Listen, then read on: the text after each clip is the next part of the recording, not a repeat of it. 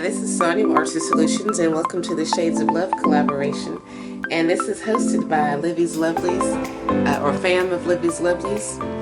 And we were instructed to create either a greeting card, ATC, journal or journal ephemera, canvas or mixed media art, planner, stamps, home decor, just something.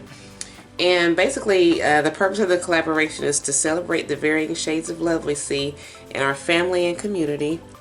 And using pictures of people and couples who personify great love, participants are welcome to create any of the following. And then, so I decided to do sibling love, like family. So my theme is family and my siblings, because we are very close-knit, very hardworking. We all have a lot of the same outlooks in life. Very loving, very caring, very giving, you know, all that good stuff.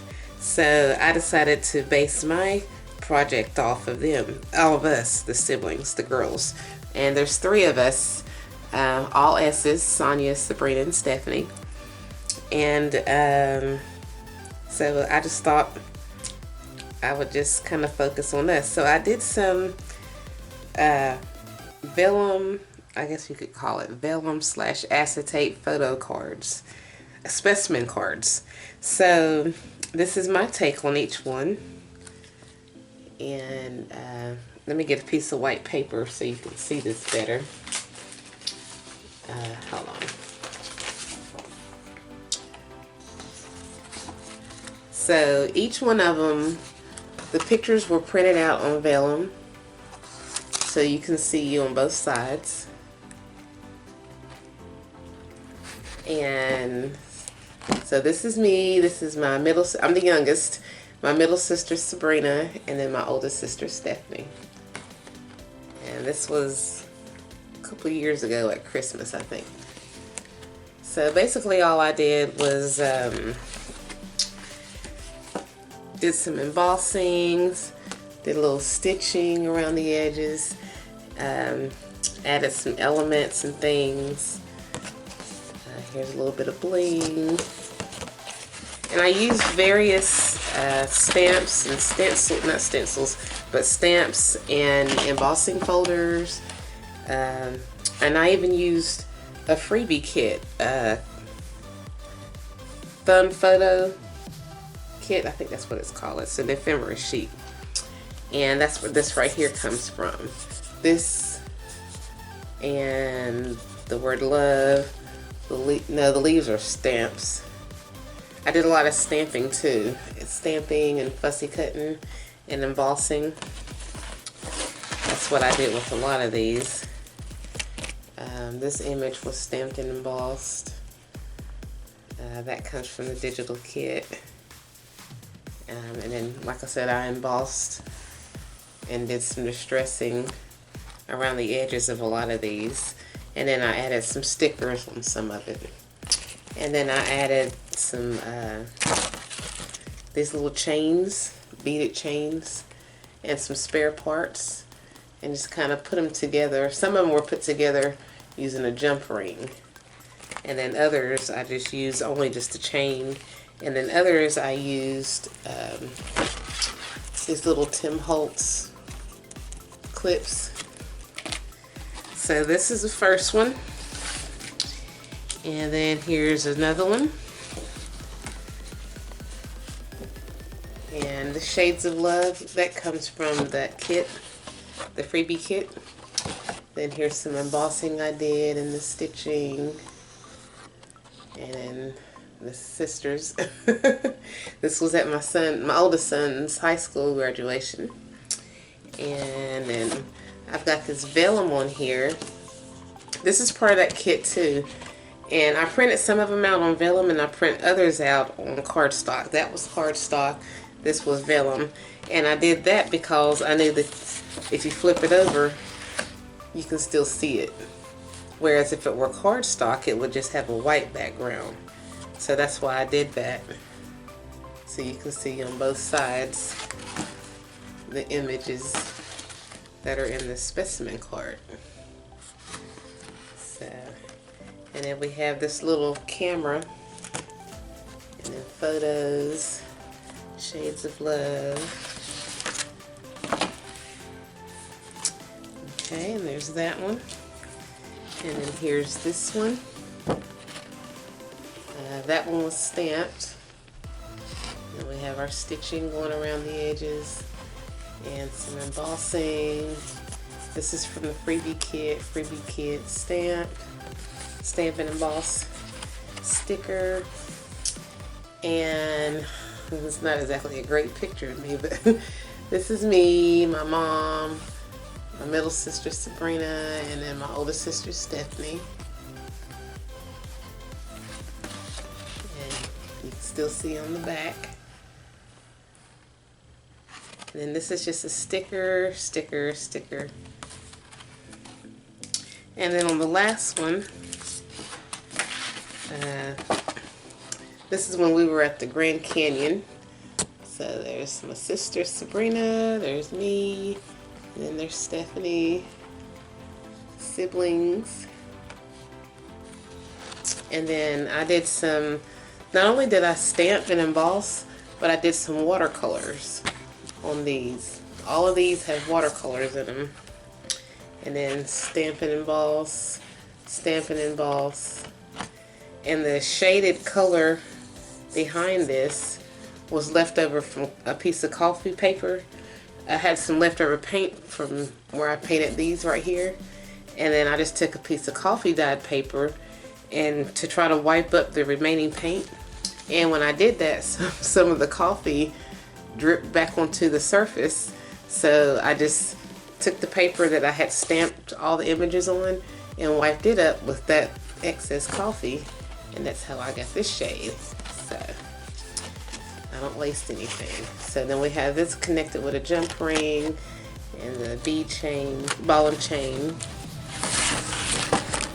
So same picture, and it says family. Stamp and emboss, and watercolor. And my stitching.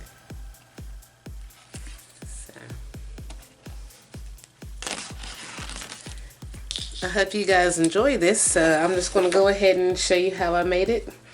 And some of it I'm going to just put in fast forward. Well, all of it's going to be in fast forward motion. And I'll do some voiceover with the first portion of it. But then when I get to the part of where I'm actually decorating, I'm just going to put some leave the music on and then just go from there. So sit back and I'll show you how I made it. So I printed out some vellum. Using an inkjet printer. I got the vellum from Staples, and basically all I'm doing is I'm measuring the photos to see how big of a frame I want to need. So I took a piece of an 8.5 by 11 10-pound cardstock, and I'm getting ready to measure where I want to cut it at. So I'm just taking the cutout photos or images, and I'm just going to mark them where the inner photo frame is going to get cut at, the rectangle shape in the middle, so I'll know where to cut it at. And I'm not really using a ruler, so that's why I like to mark it. It's just a whole lot quicker when it comes to measuring, because using a ruler is not my thing. So, but anyway, basically when I'm cutting this out, I just kind of cut around the ink marks, that way they're not left on the frame. So we have our first one, and it opens up and stuff, and the sides weren't exactly even, so I just kind of went back and kind of eyeballed it to make it look like it's even, but roughly they're about like a ½ inch wide. So, and I'm going to do in the second one, and I wanted to have it going, some going horizontal, some going vertical, but depending on the size of the photo, but I just had to cut it however it would fit. So now I'm taking some acetate, and I'm going to pretty much do the same thing that I did with the cardstock. I'm just going to fold it in half. Well, first I'm going to measure the photo frame so I can know what size acetate to cut.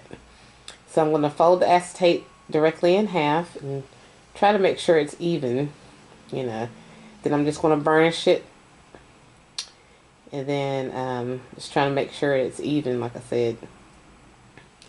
And I'm just going to measure each one of them. Each photo frame is a different size, so I'm just going to measure them to make sure that I get the right dimensions. Some of them you'll see in the video, the length and the width I got vice versa, so when it comes to using it I had to turn them sideways versus like up and down. So here I'm just cutting out the image from the vellum, and this is what's going to go inside our specimen cards. And I decided just to use pick some photos of me and my siblings, and like that one's a picture of me, my mom, and my siblings.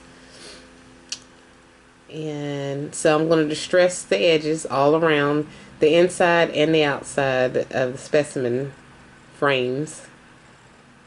Then I'm going to come back around it with the Firefly alcohol marker, just to kind of give it shadow, because even though I distressed it with the Distress Oxide ink, to me it's not like dark enough, so that's why I'm just going back around it with it. And I'm going to do the vellum images the exact same way. I'm just going to go around the edges of them just to kind of make the images a little bit more pronounced. I think to me it makes it look better. That's just my thing. And I'm doing both sides like that, since once you put them in the specimen card or photo frame, you'll be able to see both images on both sides, so that's why I decided to distress or highlight both sides with the alcohol marker. And then once again I'm going around the frames with the marker. Now I'm getting ready to do some embossing, and I'm using several different embossing folders, and they're all from, most of them's from Sizzix. Let's see, I think that first one is the Texture Fades, Subway and Stencil Art. And when I put it through the embossing folder, some of my frames broke or tore, but I kept it because I could still use it. Once the acetate was put together with it, I could still use it. So, and then that one right there is the Tim Holtz Texture Phase. That's the Bingo and Patchwork Set. And then that one is the 3D Texture Fades Typography. No, Typewriter. So, yeah, I love Tim Holtz, and I love to use a lot of his stuff. So, that's what those are. And like I said, when I ran it through the die, they came out, and I did get my embossed prints, but the papers tore. But I still kept it to use it. So now I'm just distressing some of the embossed areas, and I'm using some vintage photo distress inks, and then not vintage photo, but walnut stain, I think. And then that black is some Martha Stewart. I'm not real sure what kind of ink it is. But yeah, I'm just taking my fingers, and I'm just trying to bring out the embossed areas on each one of those. So now I'm using my Exiron Creative Station, the sticker maker. And I'm using that instead of using wet glue or paste, because when you send it through there, it creates a sticker. And not only that, but with that, the images being on vellum, the sticky glue that comes from that Creative Station is not like, you can still see the images. So I'm cutting out some more pieces. I had printed out some stuff from the Photo Fun kit. Some of it I printed out on vellum, some of it I printed out on cardstock, and the picture reels or photo reels, I decided to cut them out and use Exiron Station. So by using vellum, you can still see through it. It's clear and transparent, and that's what I like about it, and that's why I decided to use it on vellum. So now I'm just pulling off those layers of the sticker sheet, and I'm preparing to add the images. So I'm opening up each one of the photo frames and peel the sticker off, and I'm trying to determine which photo goes on which photo frame. But that particular one got stuck by accident, and not only did it get stuck, but it got stuck turned the wrong way. But I'm always going to fix it and use it anyway. So I just added them to the acetate, put the acetate inside the folder, put some clamps on it, and now I'm just going to send it through the sewing machine. And I'm just going to use a single stitch, and I'm going around the frame.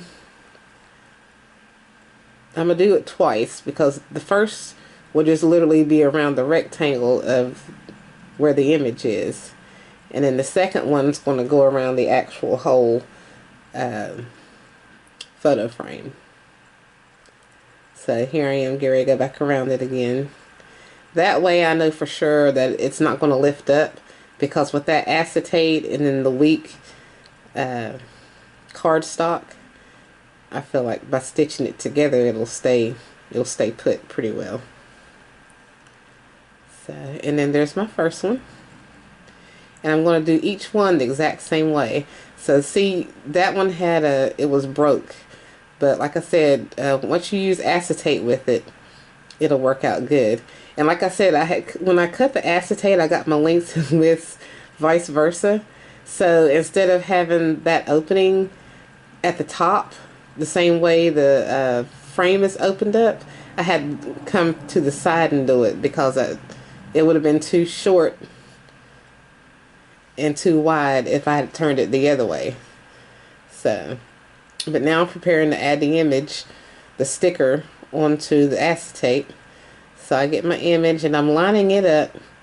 I should have put it, the bottom of the photo, the image, I should have made it flush with the bottom of the photo frame, but I didn't. There's like a small little gap, but I fixed it later on with some embellishments. But there's a small little void in between the bottom of that image and the bottom of that photo frame. And here I'm over here trying to line these broken pieces of paper together. Where there's a will, there's a way. You live and you learn. Okay, so now I'm getting ready to send it through the sewing machine again. And then here's another one that had broke, like really badly. So I'm just, like I said, I'm lining it up, and I'm trying to get it level to where I can put I'm lining up the acetate along with the photo frame so that the images will sit on there correctly. Because if I don't do it like that, then I might think that I have the picture lined up correctly, but it might not be. So that's why I went through all that, just to make sure that it's literally on there where I want it. So now see how the bottom of that image, I lined it up flush? That's what I should have did with the other one, but that's fine. So I folded up the acetate. I'm going to get ready to fold up the photo frame, and we're just going to line everything back up again and get ready to send it through the sewing machine. I did each one of these separately. I should have did them together, but I just, when the frame broke, it drove me nuts. So I decided to break out the glue on this, and this is what I should have did with the other ones. I should have just glued them down to the acetate, and that would have saved me a whole lot more trouble. But yeah, I didn't think about that till like 3 photo frames later. And then there's the very last one. So I'm going to do the exact same procedure. Open it up, line it up, get the picture ready, and then first make sure everything's lined up right. Okay. And flat. And then I'm going to line my picture up and place it where I want it within the frame. And then I'm closing my acetate. You always close your acetate first, then line it up with your frame. and then fold it down and then get your stuff together. And then get it ready for the sewing machine. Alright, so there they are, and there's some leftover acetate, and not only for that particular photo frame, there was, or specimen card, there was still some left. They weren't even on the bottom, so I just kind of cut it to try to make it even all together, the frame itself and the excess acetate. So that's what I'm doing, is just trying to polish up each specimen photo frame. And so far I'm happy with how it's come out. They seem pretty sturdy. So, okay. So now we get to start decorating. And I'm starting out using some of the images. That's the cardstock that I cut out. And I'm going to make some tabs and different things like that. So I'm just going to put the music on and then just let you finish watching as I embellish. And you'll see throughout I'm going to be using some embossing. I'm going to stamp, I'm going to emboss, I'm going to use some watercolors, I'm going to do a lot of stuff. And after I've done that, I'm going to add them on. But I cut out a whole lot of the videos so that it's just kind of cut and dry. You don't have to sit and squirm watching me do some of the boring stuff. So I'm just going to put on some music and finish watching the process.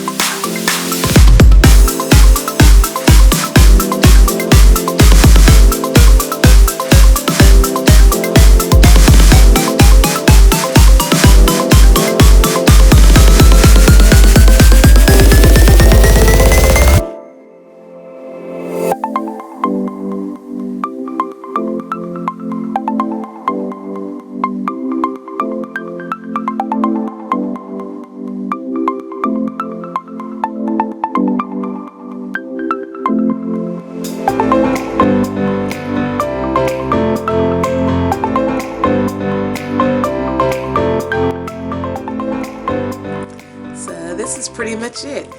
And I'll have a link in the description for all the participants of the Shades of Love collaboration. But I hope you enjoyed this video, and if you did, please give it a thumbs up. And if you haven't already, please subscribe to my channel. Check out my other videos and my blog and my social media sites. And as always, I thank you guys so much for watching.